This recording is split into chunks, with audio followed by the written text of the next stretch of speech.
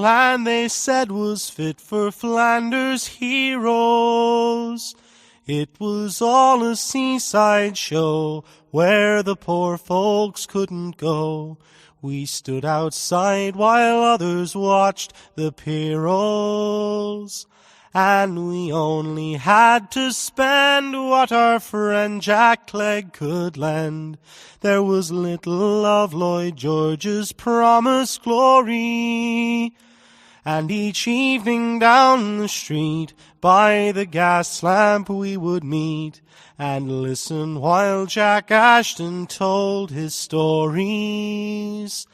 And we sat there and listened with our mouths open wide, though we knew in our hearts that the old devil lied. But we needed to believe in the magic he would weave, and took a glass for old time's sake the day Jack died. Now our all-wise parents said he'd a screw loose in his head, and that we were daft to listen to his lies. But we saw their daily grind and heard the magic in his mind, and we all knew who was daft and who was wise. Though he nearly broke our necks playing soccer on the wreck, and his bowling with a corky could be gory. As the evening sun went down, by the lamp we'd gather round and listen while Jack Ashton told his stories. And we sat there and listened with our mouths open wide, though we knew in our hearts that the old devil lied. But we needed to believe in the magic he would weave, and took a glass for old time's sake the day Jack died.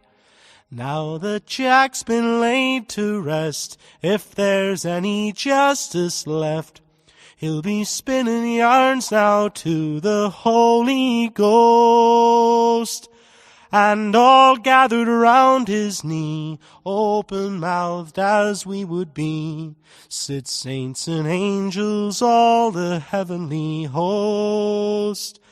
And he'll tell them how he saved old Moses from the waves, and he slew Goliath with one mighty blow, while an all-forgiving Lord listens smiling at his word, as we all did by the gas lamp long ago.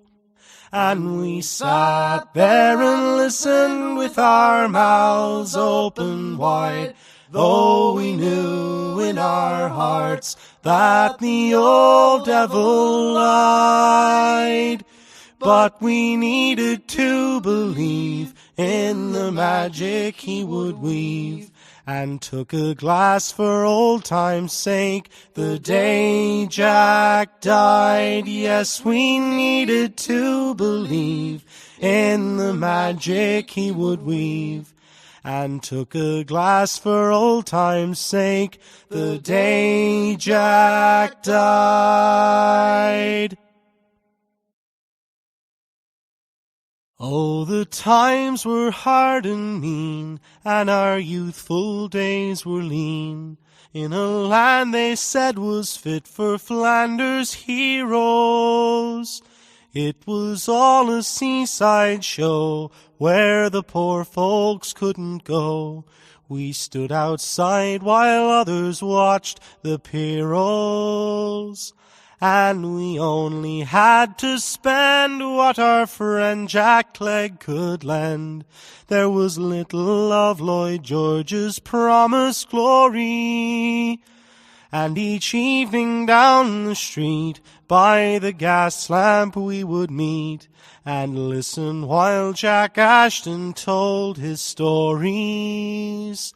And we sat there and listened with our mouths open wide, though we knew in our hearts that the old devil lied. But we needed to believe in the magic he would weave, and took a glass for old time's sake the day Jack died. Now our all-wise parents said he'd a screw loose in his head, and that we were daft to listen to his lies. But we saw their daily grind and heard the magic in his mind, and we all knew who was daft and who was wise. Though he nearly broke our necks playing soccer on the wreck, and his bowling with a corky could be gory. As the evening sun went down, by the lamp we'd gather round, and listen while Jack Ashton told his stories. And we sat there and listened with our mouths open wide, though we knew in our hearts that the old devil lied. But we needed to believe in the magic he would weave, and took a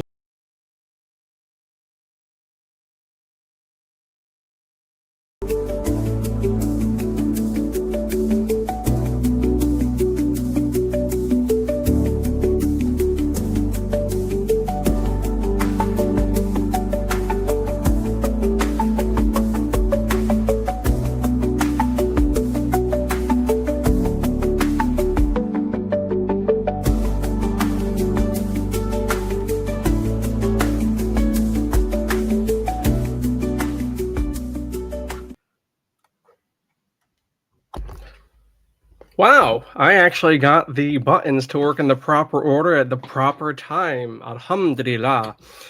Hello, everyone. I'm John Coleman from ApocatastasisInstitute for the Humanities, an alternative college and high school here on New Milford, Connecticut, USA. The purpose of this broadcast and recording is to talk about re-enchanting life. Some thoughts on Apocatastasis' future. We're putting this presentation in the context of a few different settings.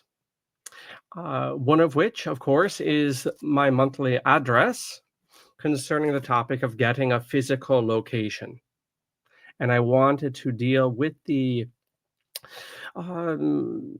abstract or the philosophical aspects of why this is important before we get to the nitty-gritty of funding this and so forth. So that is one setting of this presentation. And then another is on Sundays, I typically record part of the office, usually Sext or Vespers. And I thought this would be a way to switch that up. We're looking at the numinous, and one of the things you have probably gotten tired of me saying is that grace builds upon nature, and that we have to also, manure the soil of culture. You've probably heard me use that expression. And without culture, no higher works of betterment will obtain. And all of these are true. And so I thought before wholly rolling, once again, rather to get to that substrata of things, which is in this presentation here, re-enchanting life and the role of schools in re-enchanting this world. Before I get too long in the tooth, well, first of all, we must get our background music going. And the opening song you had in that title stretch, those previous 6 or 7 minutes, is Keith Marsden's song Jack Ashton. What do you want? You want traditional? Traditional what? I don't know. I'm gonna find out.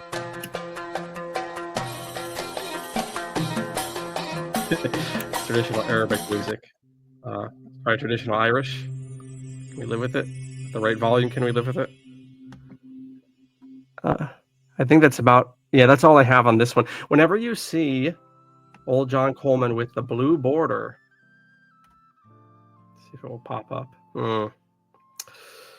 Well, you'll maybe, nah. Well, anyway, you'll have to take my word for it. If I had an insert here, screen share, which I will have momentarily, in fact, when you see the blue, that means I'm on the Redoubt channel, the Redoubt account, which also means I've tapped out all the hours they give me on the main account of broadcasting. So I have all of these plan Bs and plan Cs. And so I don't have everything set up, including the background music, as thoroughly on the other channels. That's the point of me bringing that up. Okay. Anyhow, let's get that screen share going and get an ad, an enchanting ad concerning the college, and then we'll get to our main point here.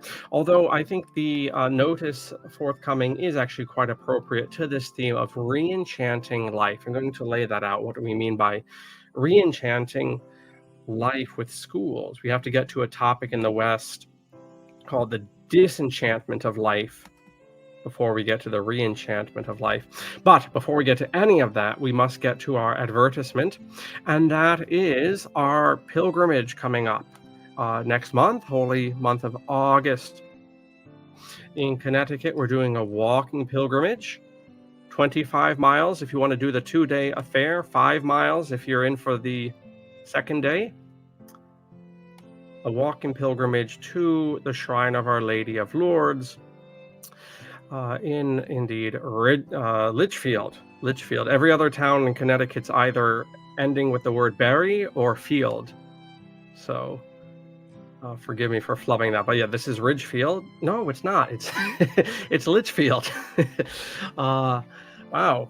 Yes, Litchfield, Connecticut, and we're doing this pilgrimage. So if you want to be there on the Friday and you're really an OG for sweat and humidity and mosquitoes and ticks and I'm sure ornery drivers, you can meet me Friday in Watertown at St. John the Evangelist Church, and we'll go 20 miles that first day and camp overnight at White Memorial Family Campground in Bantam. And the next day we're going to meet up with the full pilgrimage, which is going to be the big group, please God, that will leave from Our Lady of Grace on Saturday, and will all of us make the trek, the last 5 miles to the shrine, and enjoy Holy Mass and the food in the Shrine Cafe and their gift shop. And I want to thank those people for accommodating us and enjoy the shrine grounds and all of this. This is part of Enchanting Life, which I'm going to talk about in this presentation. So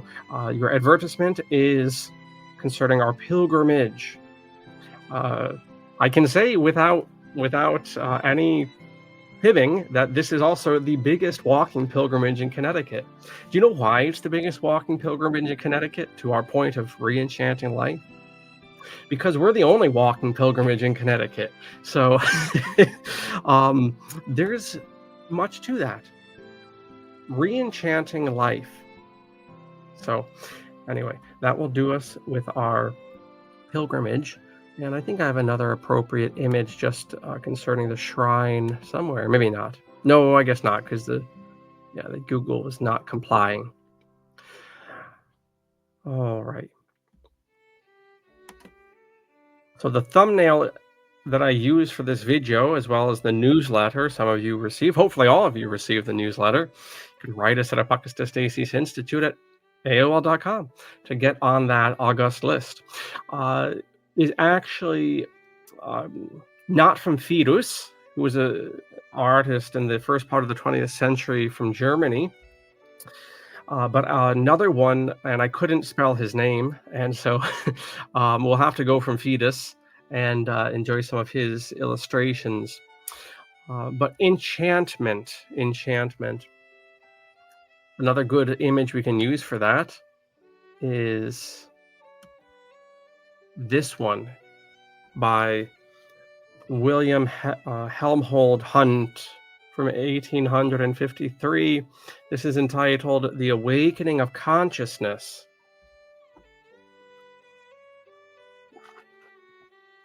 and I'm going to analyze this painting soon enough.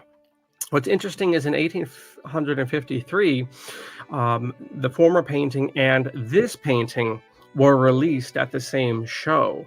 And individually, each one has a lot of symbolism going on. What's interesting is the interpretations that link the action in this painting, which is the woman getting up from the lap of the man, with seeing Christ. And I thought that was interesting because in the gospel for today, which is the 17th Sunday per annum, or what Americans insist on calling ordinary time, we have the 11th chapter of St. Luke's gospel, not just in the Latin church, by the way. A lot of people don't know this, but most mainline Protestant churches use the Latin rite of the Catholic Church's lectionary on Sundays. It's actually a remarkable testimony to ecumenism. A remarkable success of ecumenism is that most of the Protestant sects, the mainline sects, use the same lectionary. In other words, most Western Christians use the same lectionary. Anyhow, in St. Luke's 11th chapter for the 17th Sunday in ordinary time, amongst other things, Christ mentions this knocking. And I tell you, ask and you will receive, seek and you will find, knock and the door will be open to you. For everyone who asks receives, etc. Anyway, you have the mentioning of knocking, but then you have this reference, obviously inspired by the book of Apocalypse, where Christ is said to be knocking at the door, which we read in the office during Lent. Anyhow, knocking on doors, knocking for something that we want. We don't knock for things we don't want. Even if it's a knock joke, we want to giggle at the response. And in the gospel selection, in fact, there's a kind of I think a lighthearted mention of a man who's knocking at his neighbor's door for food, and if the neighbor won't get out of bed for the friendship, presumably he will get out of bed because the knocker is so annoying, and just give him what he wants to send him on his way. But we knock for things. Schools, what are we knocking for? What are we knocking for? What is this enchantment that we're after here? And I just want to check the tech before we get too long. There's the background, by the way. There you go. Is that too loud? See, I can't really tell. But we'll live with it. You'll live with it. I think you'll survive one way or another. Anyway, there's the background, the blue background that I mentioned formerly. Okay, enchanting the world. So Re-Enchanting Life is the name of this presentation. I'm going to argue that it really has fallen to schools to do this. It should always be on the dashboard of what we're about, not just at Apocatastastis, but any school. But I'm going to go so far as to say schools, formal schools, are, and the school day and the school space really is the last place where we can truly make a stand for enchantment. Before I develop this point further and put it in the context of Apocatastastis and us needing a location and just getting our mind in the right space before we really put our back to the work of what that will entail. In history, in Western history, we speak of this thing called the disenchantment of nature. And this comes from a German philosopher, Max Weber. A lot of Germans today. So you had, let's see, Fidus, whom we might nibble at some of his art, as well as Friedrich Wilhelm. I forget what that guy's first name is, so I couldn't plug him into the search engine, who inspired Fidus, a German, German Romanticism, right? William Helmholtz Holt, who did this painting, The Awakening of Consciousness and Christ, the Light of the World, I think this is called. He was English, but the English, whether they want to admit it or not, are actually a branch society of the Germans, although they seem to have inherited only the worst and most uninspiring aspects of German culture, leaving the Germans to to have the best aspects of Aryan culture. But in any case, the disenchantment of the world comes from that German philosopher Max Weber, and he develops this idea, which we might have known, in fact, has come up, this term, this is actually a key. This is one of the cool things about learning and about constantly learning, is you have these questions that arise, and then you find the key to unlock it.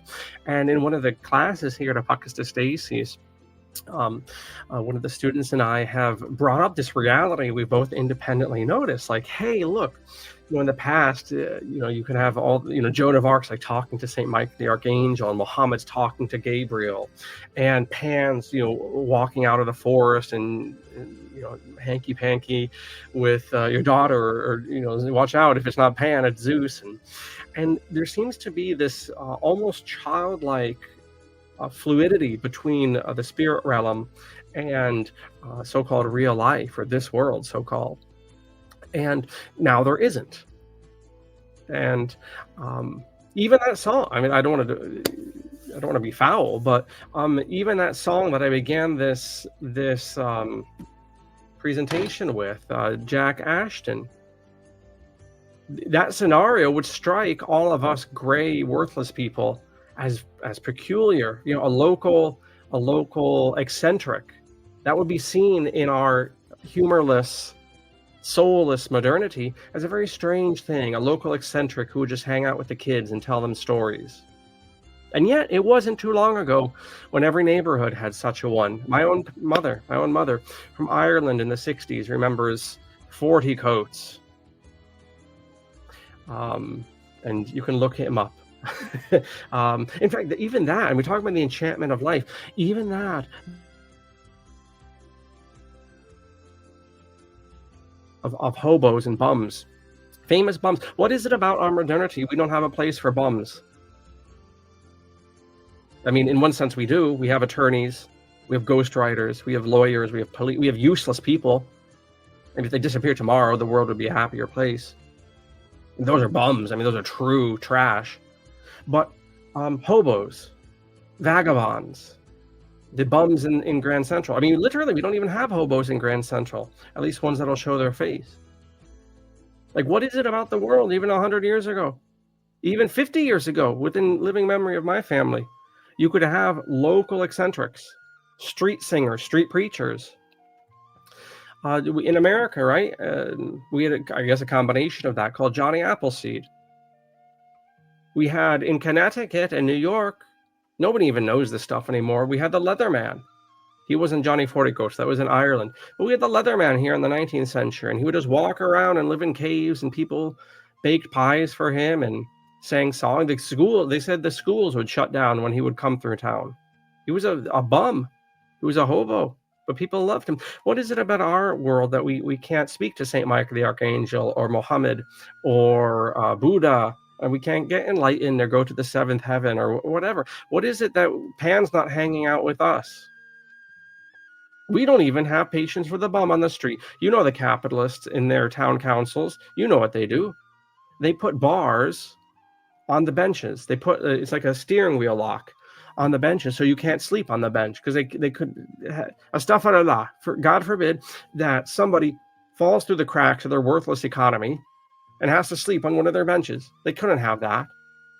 So they actually make it impossible physiologically to sleep on their benches. Like, what is it? We've lost the enchantment of life. I say schools are really the last redoubt of this. It should be the church, or whatever, I'm just using that as a catch-all. Should be your Hindu temples and your mosques and your synagogues and whatever. When I say church, should be the spiritual, but the spiritual people, they're sometimes the most unspiritual. The people who go to these places, there's nothing going on in their eyes, or much less their heart. It should be the church, the liturgy should be the place from whence comes enchantment. But it's not, and that's a whole other discussion, how things ended up that way. Everything's gone the way of the world. All the institutions have sold out, none more so than schools and schoolmen. And so none have a duty to re-enchant the world as they do.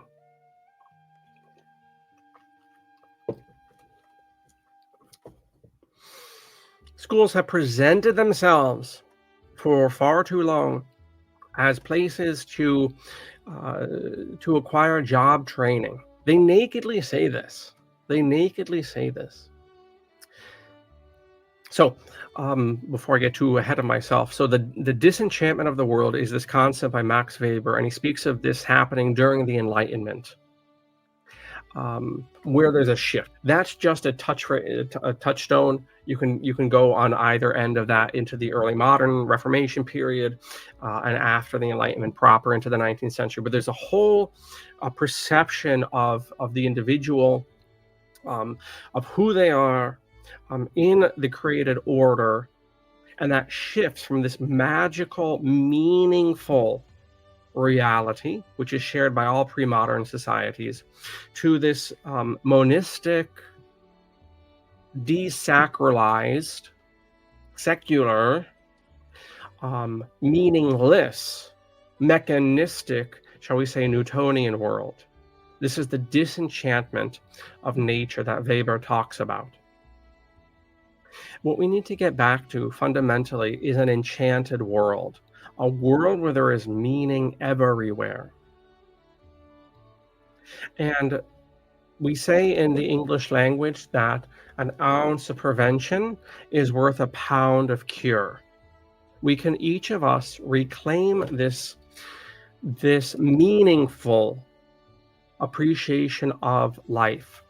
One of the ways we can do this, and the school days are so good for this, which is why we must seize them. And when I say the school days, I mean everything from the breast to, we'll say, the early 20s, what we traditionally call the college years. When I speak of the school days, I'm speaking of that footprint of life. Those of us who are outside of that footprint of life chronologically can certainly access the same magic. But I do insist that an ounce of prevention is worth a pound of cure, and that if we can keep the spark alive in our charges, and that this is our sacred duty as schoolmen, then we'll be in a better footing, and our charges will be in a better footing to stoke that spark. They will not have to reclaim the spark of enchantment, of meaning, that we maybe have to, right? They will be able to blow that into a little fire and into a blaze, please God, in time. This is the re-enchantment of the world. And part of that comes from not snuffing out that wonder and that meaning, that significance. I mean, significare in Latin literally means to mean, to have that weight attached to it, that symbolic reality. I mean, that's another way we could phrase the disenchantment of the world. The world goes from being a symbolic reality to being a mechanistic one. And so, as I've seen with my own eyes, when you're singing the Psalms and a deer comes over in an enchanted world, that's because there's something in the Psalms that spoke to the deer. Or when, as I have seen with my own eyes, birds fly into the church. That's obviously because the bird is moved by the sacrament on the altar. Right? That's an enchanted look at things. A disenchanted look is whatever. The deer, the deer was pissed off at whoever was singing those psalms, and there was a river behind where the deer wanted to get to, and that explains why the deer came in that direction, or whatever. The bird was confused. That's a mechanistic reality. If you're really good at it, you can actually see both at the same time. It doesn't have to be either or, but woe to the man who only sees life as a meaningless mechanistic thing. And that's where we're at. And that's why our children want to have jobs. And that's why our children want to be good citizens. And that's why when we were on a hike recently, one of the works of ApocatastasisInstitute is Litchfield County Naturists. And we were on the solstice hike, and some strangers in dark clothing came out and began threatening us That's why people acted like cowed little boys, because that's what they have become at 40 and 50 years of age. I'm going to talk about what happened on the solstice in triplicate very shortly. There's a few balls in the air that I'm trying to put away and to digest properly. One of which, of course, is the pilgrimage coming up, which you're going to come on. Going to come out to Connecticut and help us re-enchant the world. But one of those is actually, two of those are public. Actually, three of those are publication projects. About 5 more of those are significant email commitments that I have to see to. So you'll forgive certain tardiness, but I will be speaking about what happened on our naturist hike and the clowns who came out of the bushes and began threatening us with their uniforms and their attorneys' baubles and statutes, because in that vignette is a world of meaning. And I have much to say about that. I'm not pussyfooting around what happened, but I need time to get other jobs seen to and to prepare that presentation properly. But in any case, the enchantment of the world. Those clowns in costumes, those thieves in the town hall who take our money, the boss who steals our time, all of them are once children, and all of us, the ones who are used, are potentially yet to be children. Certainly we once were. Maybe we can rediscover that. I mean, we have a very serious problem of enchantment. And just to use the labor topic, we speak of the disenchantment of life. Well, forget about the Reformation. The labor topic right now. We are employees. We want our children to be employees. To employ is a verb in English, in basic bitch, standard English. To employ as a verb means to use. What on earth are we thinking? Preparing our children to be employees, those who are used. Have we no respect? Have we no dignity? You know, in Islam, they have a statement. I don't know if it's the Quran or one of the Sunnahs, one of these stories of Muhammad, but there's the expression. It was used by Abu Musab al-Zarqawi in the big letter that was published before his death to Ayman al-Zawahiri. He used the expression. It comes from the Quran or the Sunnah. You know, so-and-so is more pitiable than children at the orphans of the depraved, or rather, they're more pitiable than orphans at the tables of the depraved, was the expression. And you can imagine that nowadays with, you know, maybe a scenario from the Epstein drama ongoing, right? I mean, can you imagine a child around dissipate individuals like that, right? I mean, that's a very dangerous situation to be in. More pitiable than orphans at the tables of the depraved. And look at our children, our own children, the children in our classes, the children in this system. We are rearing them up to be employees, to being used, to want to be used. And then some of those slaves, they can really be ambitious, and they can be, well, we don't say overseers. We don't say overseers, right? That rings too much of chattel slavery, which actually was more merciful than wage slavery, because at least, as Frederick Douglass said in his autobiography, at least the chattel slave and the overseer know the power relationship, and nobody's bullshitting about who's in charge. In the wage slave simile, they're both pretending they're equals, but everyone, you know, like the bad odor in the room, everyone's not bringing it up. And there's a falsity to wage slavery, which doesn't exist in chattel slavery. And yet we're rearing up our children to be used. And so some of those slaves will go on to become, not overseers, it's not a nice term. So they'll be called supervisors, right? Make it Latinate. Supervisors, overseers to to Anglo. Make it supervisor, right? Very Latinate. Or if you want to go full on Dutch, oh, there'll be a boss. A boss means a massa, by the way. You did know that, right? You did know that in the land of the free, all the workers, all the citizens are working employees with bosses over them.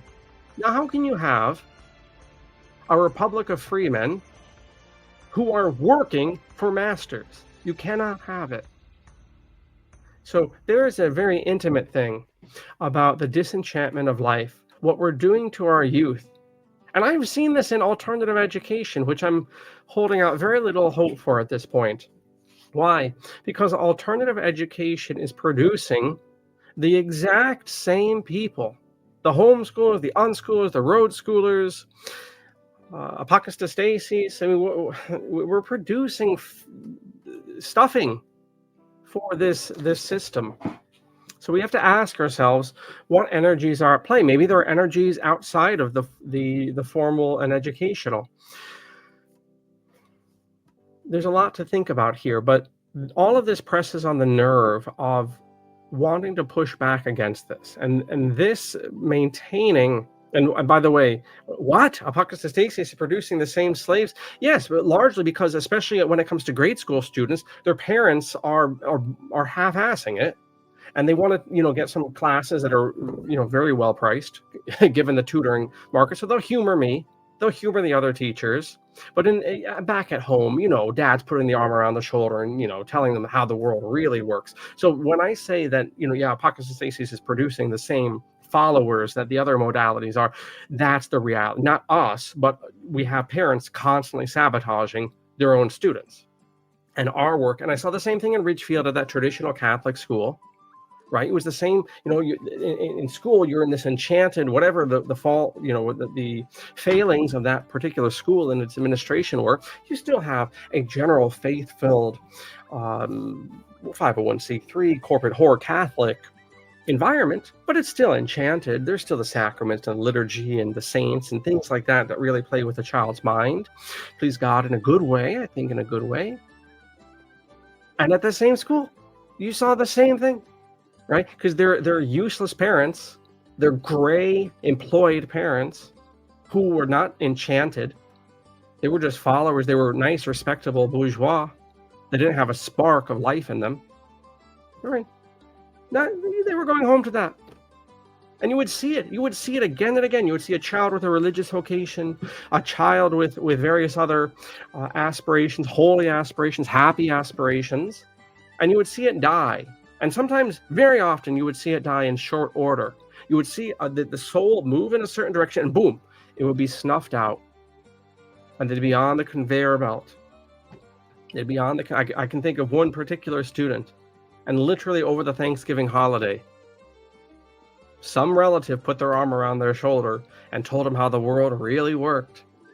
And that soul, which was blossoming into something holy and happy, did not. Just became a respectable middle-class worker and will die, presumably. Unless they get enchanted, it will die a respectable middle-class worker.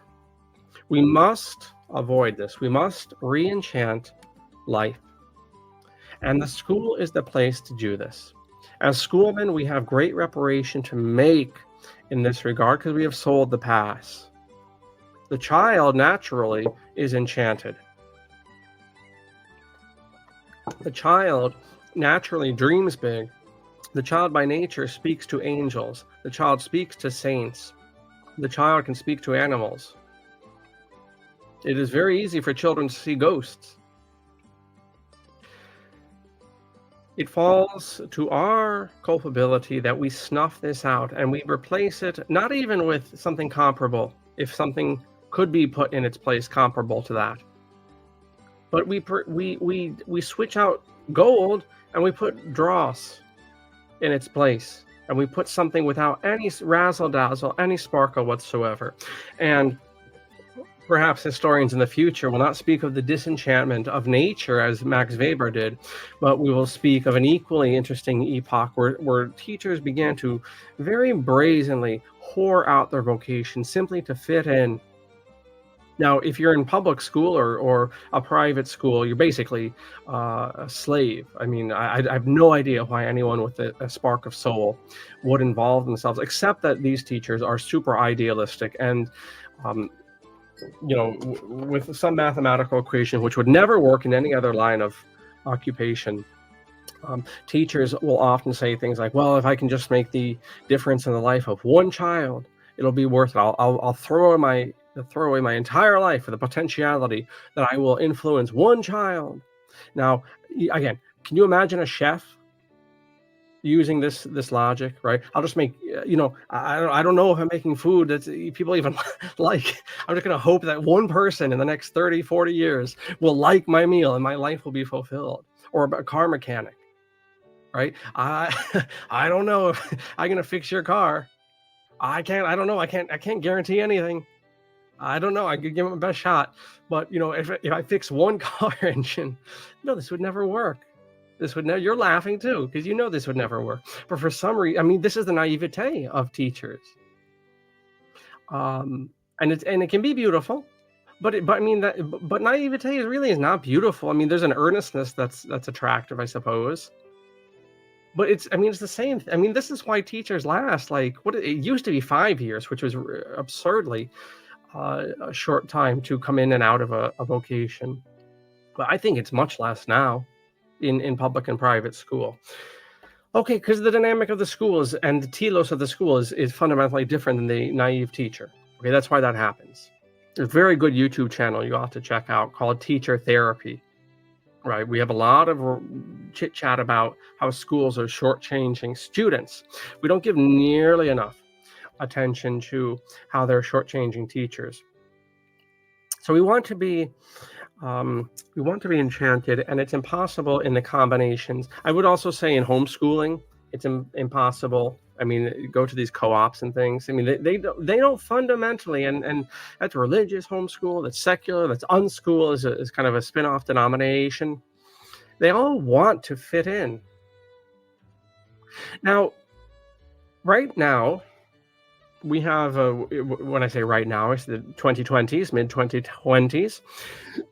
There's a lot of talk of Jews, at least in certain eddies of the internet, and naming the Jew, and talk about the Jew. And we have to talk about this 10,000-pound gorilla in the room called the Jew. And this is on my mind because I've committed to reading every single book on the so-called Holocaust. It's not appropriate for Christians to use that word Holocaust, so that's why I say so-called.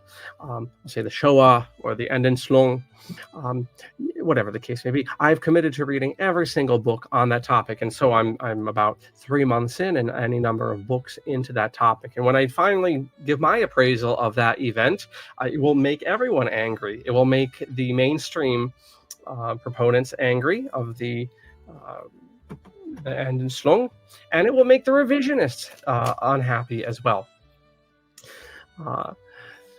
And that's the the wages of actually reading. You can come to other alternatives, but the Jew, I'm quite unimpressed by the critique that's rising, because it's fundamentally fleshly. It's fundamentally tied up to a group of people that genetically believes that they're connected to Abraham, particularly those from Central Europe who have tenuous connections to that lineage. But the reality is, in the negative New Testament sense of the word, the Jew is not a group of people exclusively. One's behavior defines if they're a Jew according to the New Testament or not. And I set this very controversial notice up to say the same about the middle class.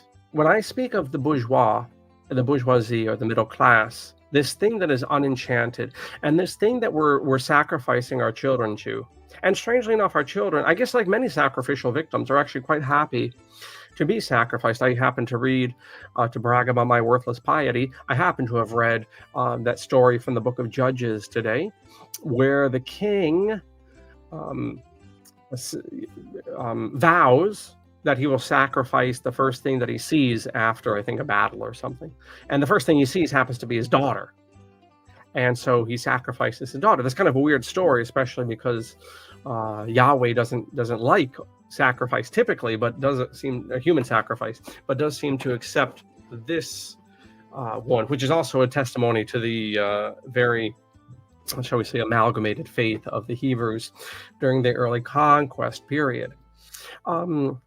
But in that story, and from many testimonies from pre-modern societies, one of the strange things for us, I suppose, is that the victim, the one to be sacrificed, is actually, as in the Bible story, is actually happy to be sacrificed.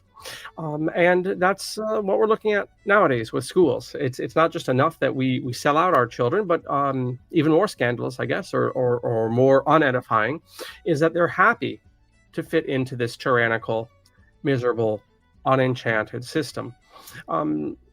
So, okay, duly noted. But to my point, getting back to that, just like a Jew is not primarily something to do with the flesh. It's not actually someone who doesn't eat pork and has curly hair and lives down in Brooklyn and is circumcised and prays on Saturday and doesn't eat cheeseburgers. But rather refers to a spirit of legality, someone who's incorporated the spirit of legality and parasitism. That's a Jew in the Christian conception of the word. Likewise, the parallel. Likewise, the bourgeois is not primarily referring to a certain yearly income number. It's not even primarily referring to someone who might have a job. The realities that we're speaking about, the enchantment that we're hoping for, exceeds these things, breaks these boundaries. You could be, almost certainly you will, almost certainly I will be caught up in aspects, carnally speaking, of bourgeois society. That's okay. The purpose of this presentation and my constant battering on the negative nature of the bourgeoisie is not a fleshly notice. I'm not talking about the money in your pocket. I'm not talking about that you live in the suburbs. I'm not talking that you're a so-called boss or a so-called employee. I'm not going to even bitch about those words. The reality that I'm getting at and the enchantment that I'm hoping to entice you and me with is beyond these things, so that no one ought to feel guilty that they're in these combinations. These things will pass. History changes. Times do alter. Right? I mean, you could right? I mean, you could be some dude that doesn't eat shrimp down in Brooklyn, wears a trench coat, and come to Christ. Right? I mean, you could. I mean, the reality of logos is greater than the flesh, and likewise, the reality of enchantment is greater than the bourgeoisie. Okay, I mean, what we want is these things of the soul to overflow. So I did want to say that the realities I'm speaking about are much deeper. And anyway, returning to the topic of schools as preservers in the school days and schoolmen as preservers of enchantment, there are ways that we can encourage this. And now on this last stretch of things, I want to discuss that. I want to talk about, especially in the context of apokatastasis, how we can do that. And certain things I see are specific physical location and the need for that physical location, how we can instantiate that.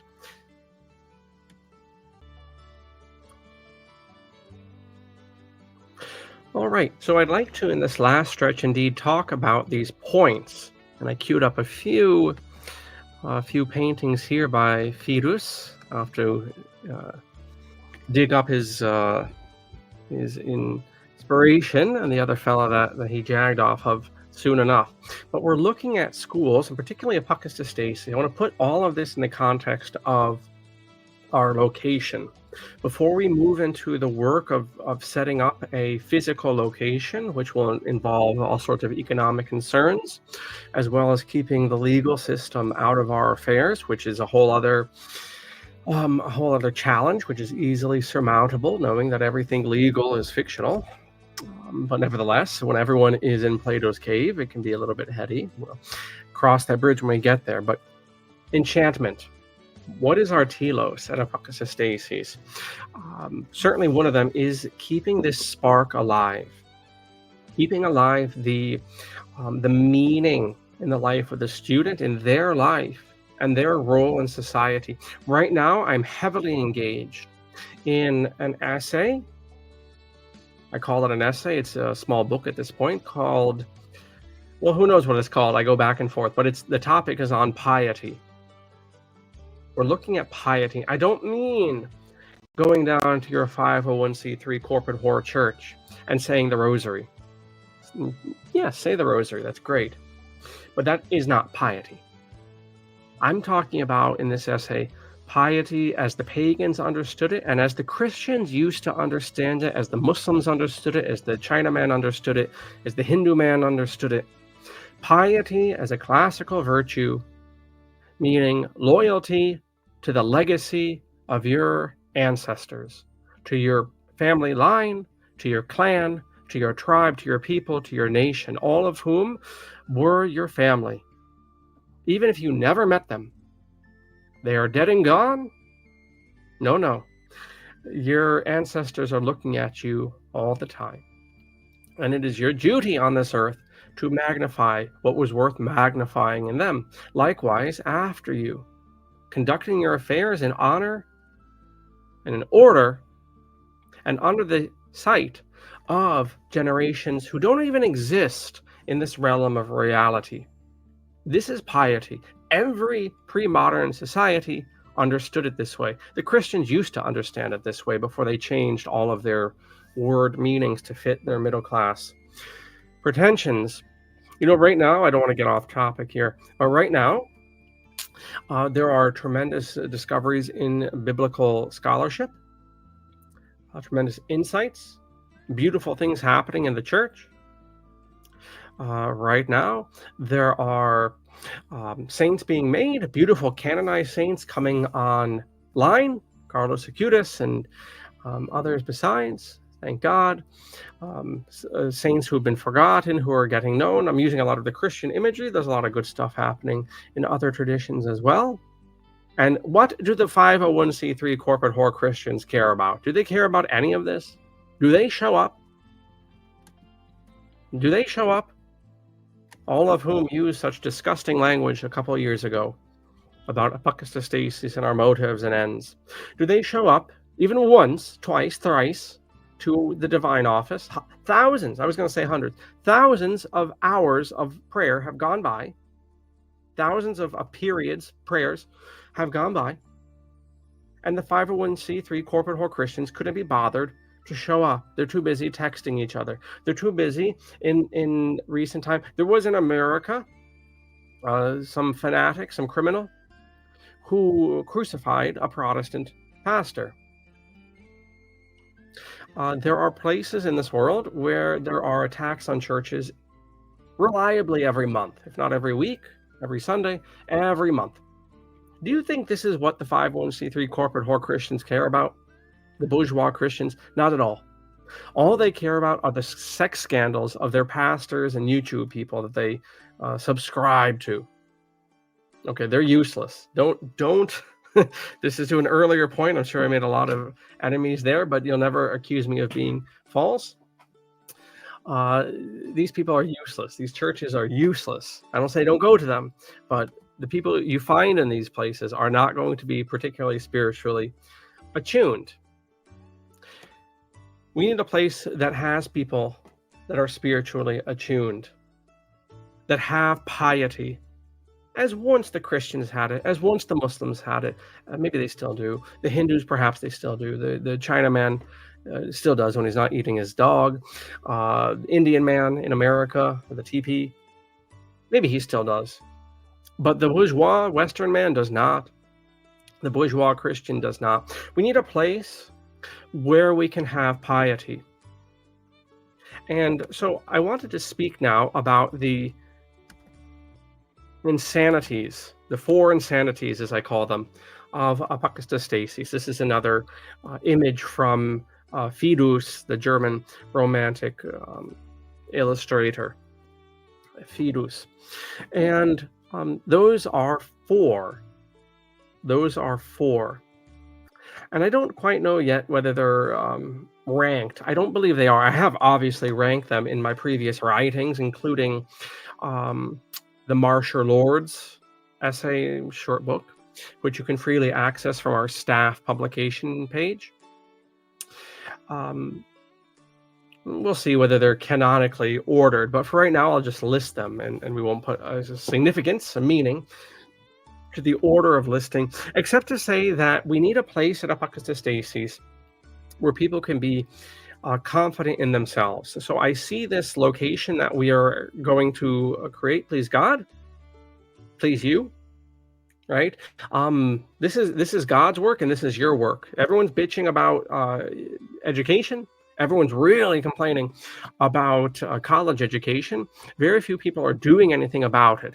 And I've come to the place where, here I am, Lord, like Noah, I'm here to build the ark, but really fundamentally, this is God's problem. If God wants a university to be established with a real physical footprint, he already has his university of 12 years here with Apocatastasis. If the Republic wants it, if the dead generations past wants it, if the piety I'm speaking about is not just pie in the sky, if you'll excuse the cheesy pun and play on words, if what I'm saying is true, then the energy of our ancestors from the cemetery, if what I'm saying is true, then God, if what I'm saying is true, then you will have to hustle for this. I'm here to fill out the day-to-day. I'm here to answer emails. I can teach a few classes. I can record videos. I can be the subject of text messages from ungrateful people in New Fairfield and Ridgefield. I can do all of this stuff. But if you want this, God, you, the viewer, the dead people in the cemetery who are more alive than we are, if you all want this, you have to hustle for it. Not right now, but the time will come that shoe will drop, and you will have to do your sacrifices.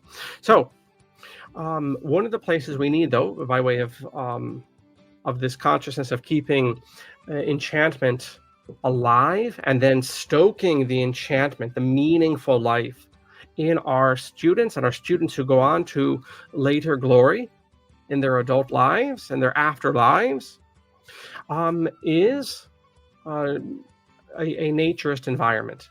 And that is not just limited, and we're talking about the four insanities of Apocatastasis. That's not just limited to physical nudity. I do envision a place where we can have naturist events, gatherings, lectures, different events of that sort, even kind of a standing campground where people can come and go. I don't want to, over analyze practically what I see this location of Apocatastasis being right now, but I absolutely see it as a closed-free environment, but deeper, right? Deeper, as the original philosophy of naturism was much deeper than simply just being physically nude. There was a health consciousness, a spiritual consciousness, a cleanliness to it, almost all of which has been forgotten in the modern nudist movement. And so I see that as one of the insanities, according to the bourgeois, that we will have at this location for Apocatastasis. Once we are solid in ourselves, I say grace builds on nature, and that's one of the reasons I have so insisted on these nudist ethics at Apocatastasis. And we'll have at Apocatastasis churches. If that's my background, and so I know that the best. I'm not opposed to having a synagogue there, a Hindu temple. I'm not a syncretist, by the way. I'm not a perennialist. I mean, people say that. That's not true at all. Right? I mean, half of these useless Christians, probably more than half, I try to get lots of those sorts on. And the first thing they do is they run off to their Google, because that's their Bishop Google, and they type in Apocatastasis, and they say, oh my goodness, it's a heresy. Right? It's a North African Egyptian heresy. Oh my goodness. Of course, it has nothing to do with us. But whatever. I mean, these people think they're so outside of the system, and they're more in the system than the normies, so-called.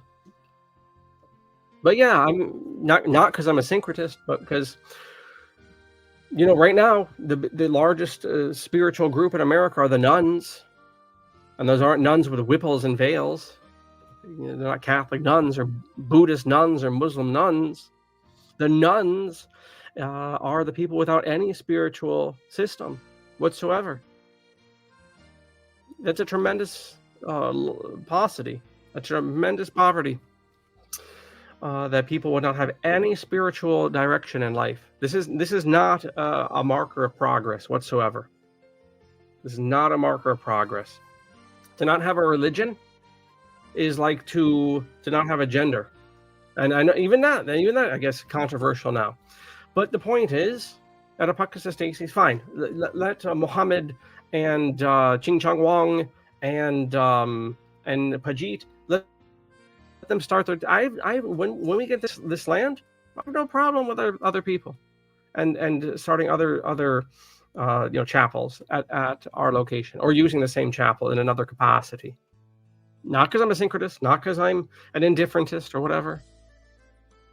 Right? But a spiritual orientation is something is better than nothing. And a spiritual orientation, I will say, is better than no spiritual orientation. And right now, we are not at the discussion level of the true faith and all this jazz. Okay, that's where your 501c3 corporate whore Christians once again messed the bed. So we can have synagogues at this location, but you're not allowed. I'm having some fun here. You're not allowed to blow up Arabs in the synagogue. You can't be digging those tunnels. No tunnels are allowed. No Zionism's allowed. Right? We can have mosques at this location, but no curvy swords and big old beards, and no CIA ISIS people allowed.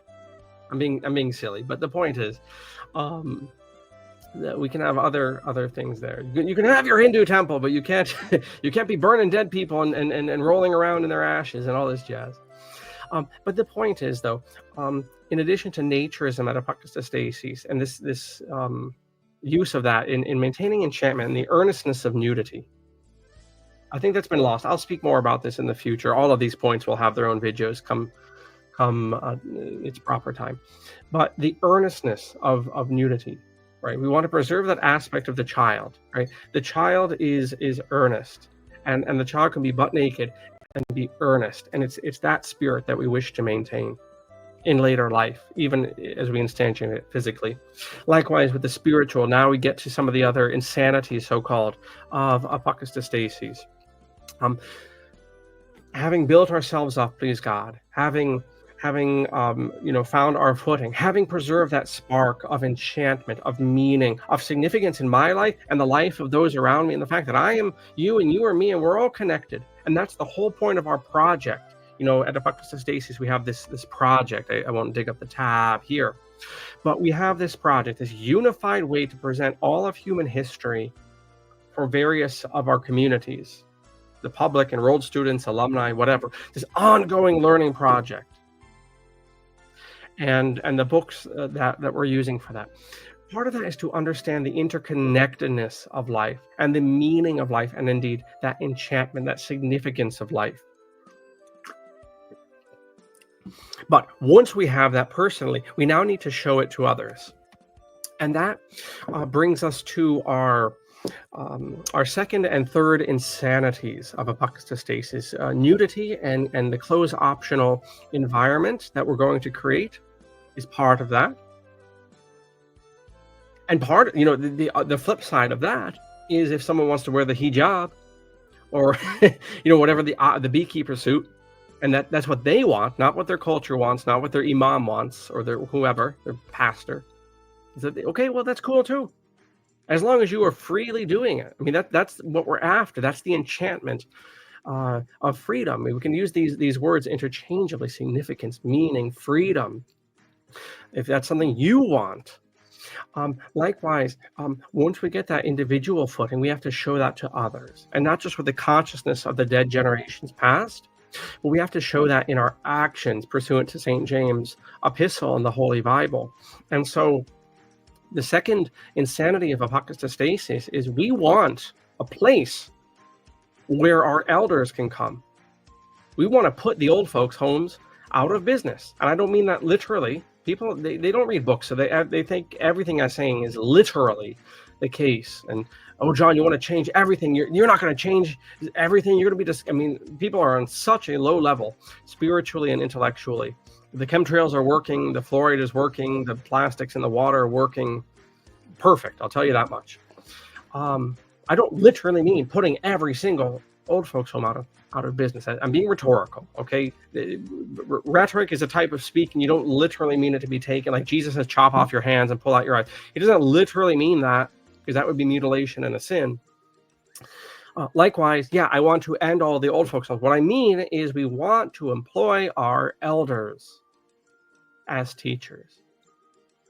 And the ones who can't be teachers because their bodies are failing them, it remains for our students to take care of them. I want a place where our students will take care in various ways of their grandsires. That is the second insanity of Apocatastasis, that we are going to collapse the old folks' home into the school. After that, people die. Old people die, young people die, middle-aged so-called people die. Once our students know their obligations under piety, let them really live it out in the care for the dead.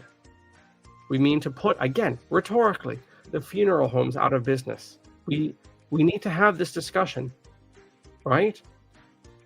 The whole motif of clothing, but also care now in point 2 for the elderly.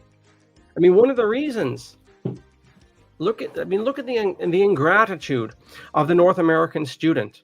And again, this is just as present in these homeschoolers, because they're so coddled. Not just the homeschool, I'm just saying everyone is so coddled. They have no obligations. Okay? When you have the obligation to change old man McGee's diaper, right? When you have the obligation, that person's going to die if you don't feed them. Right? You give these obligations to young people, you will see from the young people's souls greatness emerge. You will see the shoots of virtue emerge. The reason we're facing this, I'm not even going to derail this talk and give you half an hour of the sloppy behavior I see from people. Teenagers, grown men, so-called. Teenagers turned adults, so-called. And the childish behavior. I'll give you one example. It was a grown-ass man. He was in his 20s. He wore a belly shirt like a woman, and he had hair like a woman. It was a man, though. He had the shoulder. It was clearly a man. But who knows these days? But he was a man, but he was pretending he was a woman, maybe. Right? And this thing, I saw it. This is a little piece of a snapshot of what I'm trying to say, and you see what I'm seeing. This person did not even, he crossed a crosswalk, because I was in the parking lot using the Wi-Fi at this library, and I saw it in front of my eyes, and this thing, dressed sloppy, dressed like a woman, though he was a man, he walked right into the crosswalk, never looked up, looked at his telephone the whole time, and I mean, this thing was in his 20s. I never even said thanks to the person who stopped. Selfishness. And we see it 1,000 ways. One of the ways you staunch that is you give obligations and chores, and you put it in the proper explanation. You have to explain that. That was one of the, I believe, the great breakdowns of the 20th century, is obligations were imposed upon people, and there was no true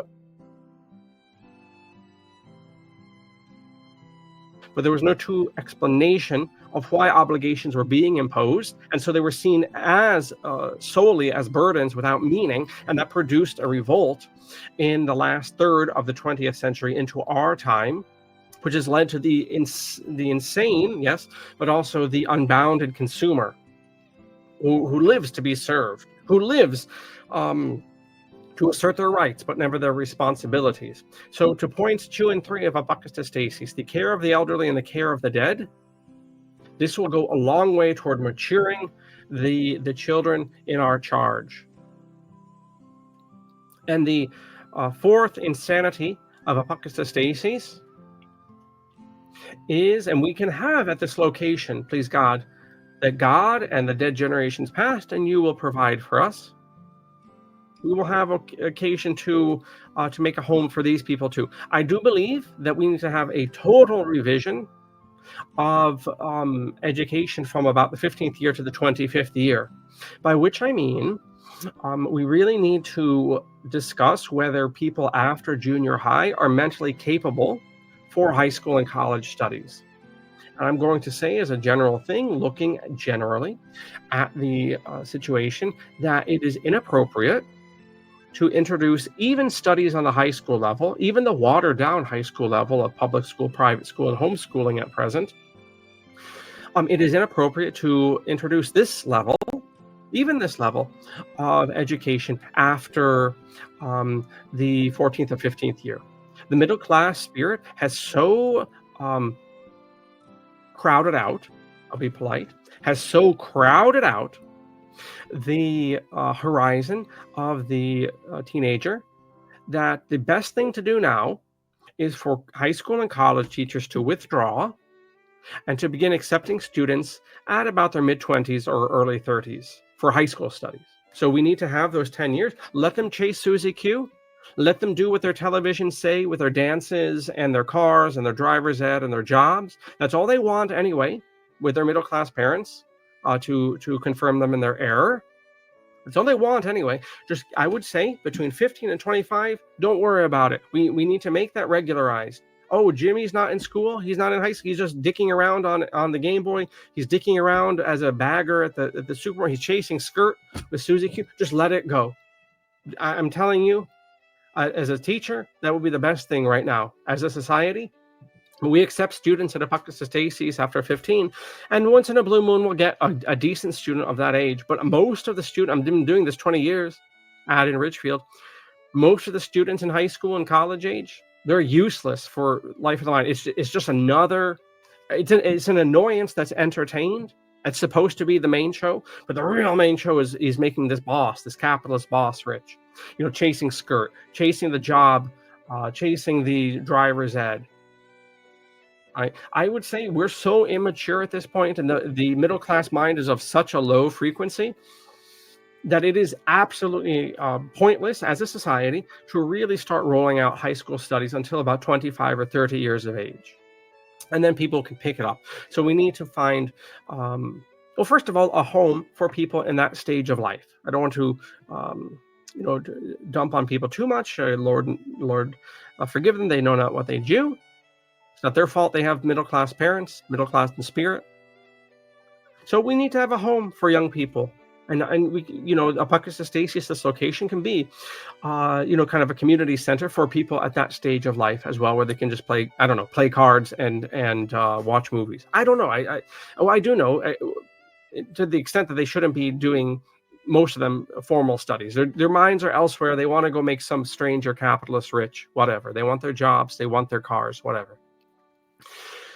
So there you go, enchantment. Those are some practical points. I'm going to develop these much, much more in the future, but we have to keep this aspect of enchantment going. And for these early months, it's sufficient to speak of these numinous things, these philosophical, spiritual points, and then we'll turn, certainly in the new year, if not towards Easter, which is kind of our anniversary, we'll turn towards the practical rollout of this. But we have to have a telos. We can't be like these schools, right? These schools are going away.